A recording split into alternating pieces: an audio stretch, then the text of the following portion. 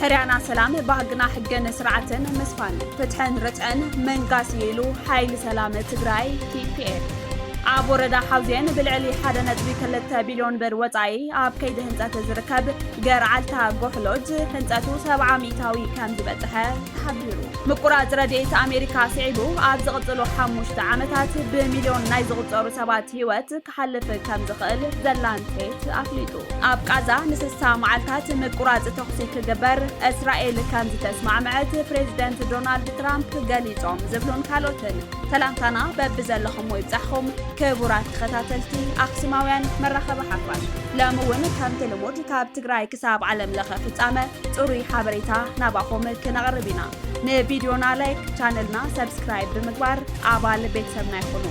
أقسماوين مرخب حفاش نقحات نقدم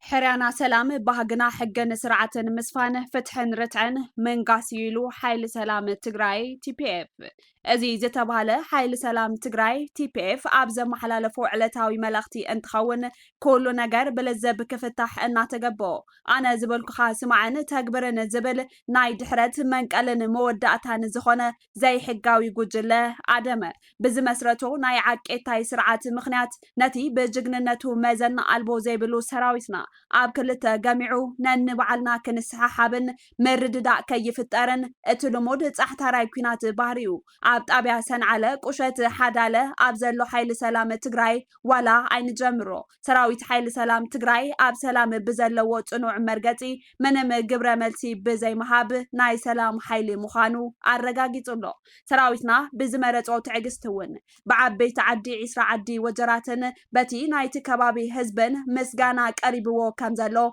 اب زحلفو ملختي افليطو حزون ملختي حيل سلام تقراي وق عين دلن ناب بصوتنا مقالستنان عين تكوسن ناي مجمران موداتان حريانا سلامن طرح مخانو نملا حزب رايا حزب 10 عدي وجرات حزب 7 اندرتا بحفشا حزب تقراي غيزاوي ممحدار تقراي فيدرال منغستي حبرت افريكان ناي عالم منغستاتن كمون نتوم جوجل صحتت كينات كفلطلنا ندلي بتوساخي كله فتاوينا دغافينان زتوسنو صلاتنان كتردئو زلكم حيل سلام تقراي نفتح زقالس ليلان قليلان زصل عفلالياتنا بحقاوي مسرح كفتح لويلو زامن اتي ناي مخت حيلي كاب ناي مانم بوليتيكا بارتي تصعنو نصا خوينو كسرح يغبايلو زامنن زقالسن نخلن بوليتيكاوي ودبات بمعر عين زرئن زستاناغدن بحفشا حزب تقراي بحقاوي مرصا منغستنت كساب زمسرت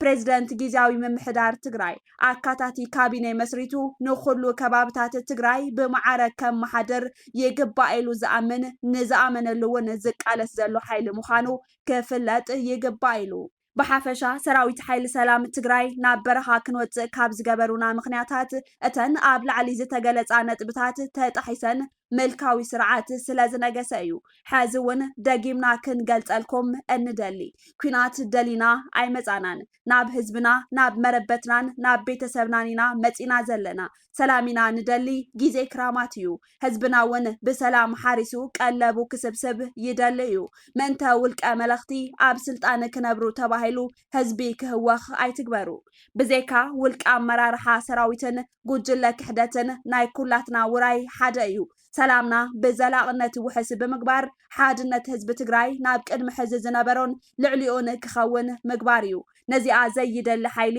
እትሕዚ ኣብ ልዕሊ ሰራዊት ሓይሊ ሰላም ትግራይ ትንኮሳ ዝገብር ዘሎ ጥራሕ እዩ ኣባላት TDF ብጾትና እትውስንላ ግዜን ዕለትን ሕዚ ጥራሕ እያ እዚ ዓድል ተጠቐሙላ ናብ ብጾትና ዓይን ትኩስን እምቢኢልኩም ናብ ሰራዊት ሓይሊ ሰላም ትግራይ ተጸንበሩ ጊዜ የለን ድሕሪ ዝተወሰነ ጊዜ ኩሉ ከም ዝቕየር ክትፈልጡ ንደሊ ክብሉ ጻውዒቶም ኣቕሪቦም ኣብ ወረዳ ሓውዜን ብልዕሊ 1.2 ቢልዮን ብር ወጻኢ ኣብ ከይዲ ህንፀት ዝርከብ ገርዓልታ ጎሕሎጅ ህንፀቱ 700 ከም ዝበጽሐ ተሓቢሩ እዚ ዝተሓበረ ነቲ ብመንግስቲ ፌደራል ከይዲ ህንፀቱ ዘሳለጥ ዘሎ ሎጅ ንምዕዛብ ኣመራርሓ ወረዳ ሓውዜን ዑደት ኣብ ዝገበረሉ ግዜ እዩ ንዑደተኛታት መብርሂ ዝሃቡ ፕሮጀክት ማናጀር ገርዓልታ ጎሕሎጅ ኢንጂነር ገበየሁ ተስፋይ ኣብ ልዕሊ 100 ሄክታር መሬት ዝዓርፍን ልዕሊ 1.2 ቢልዮን ብር በጀት ተመዲቡሉን ሓደ ዘመናዊ ሎጅ ከማልኦ ዝግባእ ኩሉ ዓይነት ትሕዝቶ ኣማሊኡ ዝህነጥ ዘሎ ገርዓልታ ጎሕ ሎጅ ኣብዚ ሕዚ እዋን ህንፀቱ 70 ሚእታዊ ከም ዝበፅሐ ኣብሪሆም ከይዲ ህንፀት ገርዓልታ ጎሕ ሎጅ ልዕሊ 900 ሰራሕተኛታት ብ33 ዓበይቲ ማሽነሪታት ተሓጊዙ የሳለጥ ከም ዘሎ ኣገንዚቦም ንህንፀት እቲ ፕሮጀክት ኣብ ወርሒ ብማእኸላይ ክሳብ 60,000 ሊትሮ ነዳዲ ከም ዘድሊ ዝሓበሩ ኢንጂነር ገበየሁ እኹል ቀረብ ነዳዲ ከም ዘየለን ህንፀቱ ተዛዚሙ ቀልጢፉ ናብ ስራሕ ንኸይኣቱ ዘንፀላልው ዕንቅፋታት ዝምልከቶም ናይ ክልልን ፌደራልን ኣካላት ፍታሕ ክገብርሉ ፀዊዖም ኣብ ትዑደት ዝተረኸቡ ዋና ኣመሓዳሪ ወረዳ ሓውዜን ኣይተ ገብረ ጀወርግስ ገብረ ኪዳን ህንፀት ፕሮጀክት ገርዓልታ ጎሕ ሎጅ ዓውዲ ቱሪዝም ትግራይ ኣብ ምንቕቓሕ ማሕበራውን ቁጠባውን ፀገማት ሕብረተሰብ ኣብ ምፍታሕን ዕድል ስራሕ ኣብ ምፍጣርን ዝለዓለ ግደ ከም ዘለዎ ሓቢሮም ተሳተፍቲ እቲ ዑደት ብወገኖም ነቲ ፕሮጀክት ብምዕዛቦም ዕግበት ከም ዝፈጠረሎምን ኣብ ከይዲ ህንፀት እቲ ፕሮጀክት ዘጋጥሙ ዘለው ፀገማት ንምእላይ ዝምልከቶም ኣካላት ሓላፍነቶም ክዋፅኡ ፀዊዖም ክብል ሓበሬታ ንርክብን ወረዳ ሓውዜን ኣብ ዝለኣኸልና ፀብፃብ ኣመላኺቱ ክብል ጉዳያት ኮሙኒኬሽን ዞባ ምብራቅ ትግራይ ምቁራፅ ረድኤት ኣሜሪካ ስዒቡ ኣብ ዝቕፅሉ 5 ዓመታት ብሚልዮን ናይ ዝቑፀሩ ሰባት ሂወት ክሓልፍ ከም ዝኽእል ዘላንሴት ኣፍሊጡ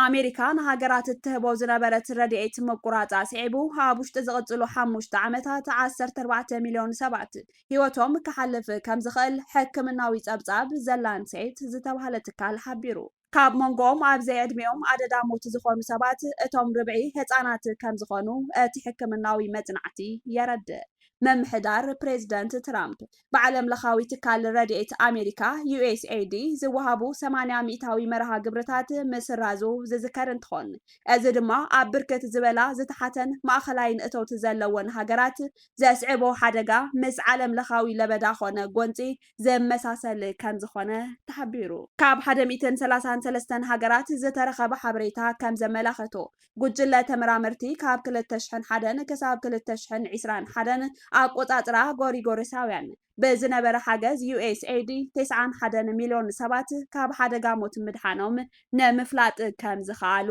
ይሕብሩ እቲ ሓገዝ ብምቁራፅ ግን 4.5 ሚልዮን ህፃናት ዝርከብዎም 14 ሚልዮን ሰባት ኣብ ውሽጢ 5 ዓመታት ክሞቱ ከም ዝኽእሉ እቶም መፅናዕቲ ምግላፆም BBC ፀብፂቡ PS ዝተባሃለ ሰሙናዊ ጋዜጣ ዋሽንግተን ነበር ፕሬዚደንት ኬንያ እሁሩ ኬንያታ ኣብ ኣኼባ ሕብረት ኣፍሪካ 2015 ኣቆፃፅራ ፈረንጂ ኣህጉርና ንድሌት ካልኦት ሃገራት ኣሕሊፍና ክንህብ ኣይግባእን ካብ ደገ ዝመፁ ሓገዛት ኩሉ ግዜ ምስ ቅድመ ኩነት እዮም ዝመፁ እዚ ድማ ባርነት እዩ ምባሎም ድሕሪ ምዝኽኻር ኣብዚ ሰዓት ሓገዝ መንግስቲ ኣሜሪካ ምትራፉ ከም ፀጋ ክኸውን ከም ዝኽእል ኣመላኺቱ ትካል ድሕንነታዊ መፅናዕቲ ISS ዝተባሃለ ኣፍሪካዊ ትካል ብወገኑ መንግስቲ ኣሜሪካ ነቲ ሓገዝ ምቁራፁ ብፍላይ ንድኻታት ሃገራት ከቢድ ዋላ እንተኾነ ግን ድማ ኣፍሪካውያን ናብ ውሽጢ ሃፍቶም ክጥምቱ ዝገብርን ካብ ዘለኣለማዊ ባርነት ዘናግፎምን ዕድል ሒዙ ይመፅኡ ይብል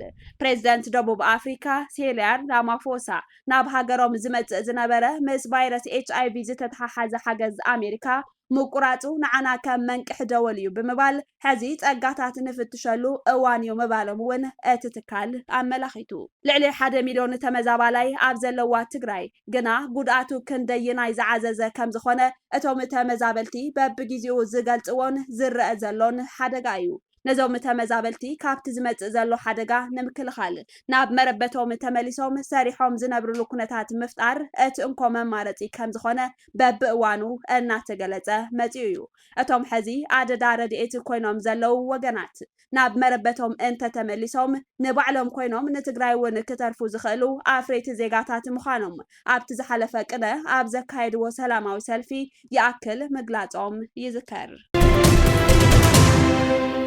ኣብ ቃዛ ንስሳ መዓልታት ምቁራጽ ተኽሲ ክግበር እስራኤል ከም ዝተስማዕምዐት ፕሬዚደንት ዶናልድ ትራምፕ ገሊጾም። ትራምፕ ኣብቲ ንሱ ዝውንኖ ትሩዝ ዝተሰመየ ማሕበራዊ ሚድያ እቲ ኩናት ንከብቅዕ ምስ ኩሎም ኣካላት ክንሰርሕ ኢና ኢሎም ኣለዉ። ትራምፕ ብምቕጻል ሰላም ንኽሰፍን ቀጠራውያን ግብፃውያንን ኣዝዮም እዮም ሰሪሖም። እቲ ናይ መወዳእታ እማመ ሓማስ ክስማዕምዐሉ ተስፋ ገብር ክቕበልዎ ኣለዎም ምክንያቱ ነገራት ካብ ዘለዎ እናሓሸ ዘይኮነ እናኸፍአዩ ክኸይድ ብምባል ጽሒፎም።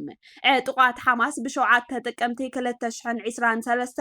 ኣብ ልዕሊ እስራኤል ሃንደበታዊ መጥቃዕቲ ብምፍጻም ኣስታት 1200 ሰባት ቀቲሎም 251 ሰባት ጅሆ ሒዞም ምስ ከዱ እያ እስራኤል ኣብ ልዕሊ ሓማስ መጥቃዕቲ ክተካይድ ጀሚራ። ክሳብ ሕዚ ድማ 65647 ሰባት ኣብ ቃዛ ከም ዝተቐተሉ ብሓማስ ዘመሓደር ሚኒስትሪ ጥዕና ይሕብር። ነዚ ሕዚ ትራምፕ እስራኤል ተቐቢለዮ ኢላ ዝበሎ ዘሎ እማመ ምቁራጽ ተኽሲ ዕጡቓት ሓማስ ተቐቢሎም ድዮም ኣይተቐበልዎን ግን ኣይነጸረን። ፕሬዚደንት ዶናልድ ትራምፕን ቀዳማይ ሚኒስተር ቤንያሚን ነታንያሁን ንዝመጽእ ሰሙን ብኣካል ክራኸቡ መደብ ተታሒዙሎ። ትራምፕ ኣብ ጽሑፎም ናታንያሁ እቲ ኣብ ቃዛ ዝካየድ ዘሎ ኩናት ክውዳእ ከም ዝደልዩን እምነቶም ኣንቢሮም።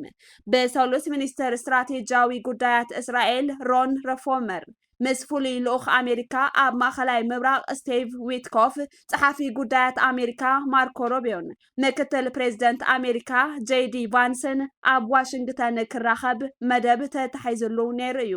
ኣምባሳደር እስራኤል ኣብ ሕቡራት ሃገራት ዳኒ ዳኖን ምስ ቢቢሲ ኣብ ዘካይዶ ቃለ መሕትት እስራኤል ምቁራጽ ተኽሲ ክግበር ኣዝያ እያ ትደሊ ኢሉ እንተኾነ ሓማስ ይሕስምዎ ከም ዘለው ገሊጹ። ኣብ ልዕሊ ሓማስ ጸቕጢ ንፍጠር ንደሊ ኢና ናብ ጠረጴዛ መጺኦም ክዛተዩ እንተዘይክኢሎም ግን ነቲ ጅሆ ተታሒዞም ዘለው ነፃ ክነውጾ እቲ እንኮ ኣማራጺ ብወተሃደራዊ ሓይሊ ዝያዳ ጸቕጢ ምግባር ኢሉ ኣስዒቦም ኩሎም እቶም ጅሆ ተታሒዞም ዘለው ነናብ ገዝኦም ምስ ተመለሱ እዩ እቲ ኩናት ዘብቅዕ ድማ ኢሎም። ካብቶም ብ7 ጥቅምቲ 2023 ብሓማስ ጅሆ ተታሒዞም ዝተወስዱ እቶም 50 ኣብ ትሕቲ ሓማስ ኣለው። ካብዚኣቶም እቶም 20 ብህይወት ከም ዘለው ከዓ ይግመት። ኣብ ዝሓለፈ ሰሙን ሓደ ላዕለዋይ ሓላፊ ዕጡቓት ሓማስ መንጎኛታት ኣብ ቃዛ ሓዱሽ ስምምዕ ምቁራጽ ተኽስን ምፍታሕ ጅሆታትን ንምግባር ጻዕርታቶም ኣሕይሎም እኳ እንተሃለው ምስ እስራኤል ዝካየድ ዘተግን ደው ኢሉ ከም ዘሎ ሓቢሩ ነይሩ። እስራኤልን ሓማስን ዘይተስማዕማዓሉ ሓደ ዓብይ ነጥቢ እዩ ዘሎ። እስራኤል እቲ ኣብ ቃዛ ዝካየድ ዘሎ ኩናት ምሉእ ንምሉእ ደው ንኽብል ሓማስ ፈጺሙ ክበታተን ኣለዎ እያ ትብል። ዕጡቓት ሓማስ ከዓ ቀዋሚ ምቁራጽ ተጻብኦታት ክግበርን እስራኤል ጠቕሊላ ካብ ቃዛ ክትወፅእን እዮም ዝጠልቡ። እስራኤል ቅድሚ ሳልስቲ ኣብ ሰሜን ቃዛ ወተሃደራዊ ስርሒት ንምክያድ ኣብ ሰሜን ቃዛ ዝርከቡ ፍልስጤማውያን ጠቕሊሎም ክወፁ ምእዋጃ ይዝከር። ብሶኒ እስራኤል ኣብ ምዕራባዊ ቃዛ ኣብ ገማግም ባሕሪ ኣብ ዝርከብ ሓደ ፍሉጥ እንዳሻሂ ብዘካየደቶ ደብዳብ ነፈርቲ ብውሕዱ 20 ፍልስጤማውያን ከም ዝተቐተሉ ዶካትር መሰኻኽር ዓይንን ገሊጾም።